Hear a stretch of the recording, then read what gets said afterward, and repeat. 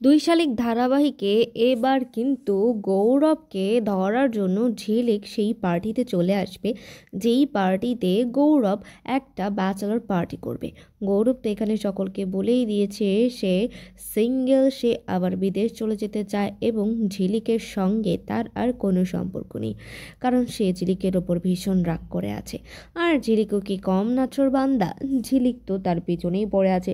ঝিলিকের মা তাকে বাড়িতে যতভাবেই জব্দ করার চেষ্টা করুক না কেন, ঘরে তালা দিয়ে আটকে রাখুক না কেন, সেখানে ঝিলিক কি সেটা মানবে? কখনোই না। ঝিলিক তো সেই বাধা উপেক্ষা করে চলেই যাবে তার পেয়ারালালের কাছে।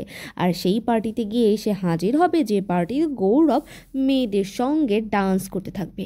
সেখানে গৌরব কিন্তু ঝিলিককে দেখে অবাক হয়ে যাবে। গৌরবকে সেখান থেকে ধরে কিন্তু ঝিলিক সোজা নিয়ে আসবে। তো তোমরা কতটুকু এক্সাইটেড নতুন পর্ব দেখার জন্য কমেন্ট করে অবশ্যই জানাও। আর আমাদের চ্যানেলটিকে সাবস্ক্রাইব করে আমাদের সঙ্গেই থাকো নতুন নতুন